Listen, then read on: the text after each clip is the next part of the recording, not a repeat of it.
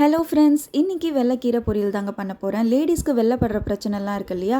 அதுக்கு வாரத்துக்கு 2 நாள் இந்த கீரையை சாப்பிட்டு வந்தோன்னா வெள்ளைப்படுற பிரச்சனை இதெல்லாம் சரியாயிடும். எண்ணெய் காஞ்சதும் கடுகு, உளுத்தம் பருப்பு, சீரகம், தட்டி வச்ச பூண்டு, 2 காஞ்ச மிளகாய், வெங்காயம் இதெல்லாம் போட்டு வதக்கிட்டு பொடியாக நறுக்கி அலசி வச்ச இந்த வெள்ளைக்கீரையை அதில் போட்டு ஒரு கிளறி விட்டுட்டு மூடி போட்டு மூடிட வேண்டியதுதான்.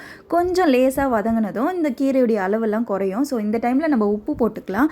உப்பை போட்டுட்டு அகைன் மூடி எடுத்ததும் கீரை நல்லா வெந்திருக்கும். நம்ம மூடுறதுக்கு முன்னாடி லேசாக ஒரு 1/4 கிளாஸ் தண்ணி ஊற்றிக்கலாம். அப்போ தான் நல்லா கீரை மெத்துன்னு வெந்திருக்கும், இல்லைனா முறைச்சிக்கும். ஸோ இறக்குற இந்த ஸ்டேஜில் நம்ம துருவி வச்ச தேங்காயை போட்டு கிளறி மூடிட வேண்டியதான்.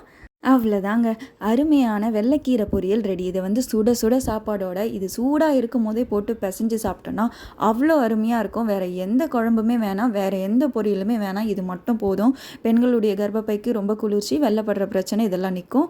கீரை பொரியல் ரொம்ப சிம்பிளான ரெசிபிங்க. இது மாதிரி நிறைய தெரிஞ்சுக்க நம்ம சேனலை சப்ஸ்கிரைப் பண்ணுங்கள்.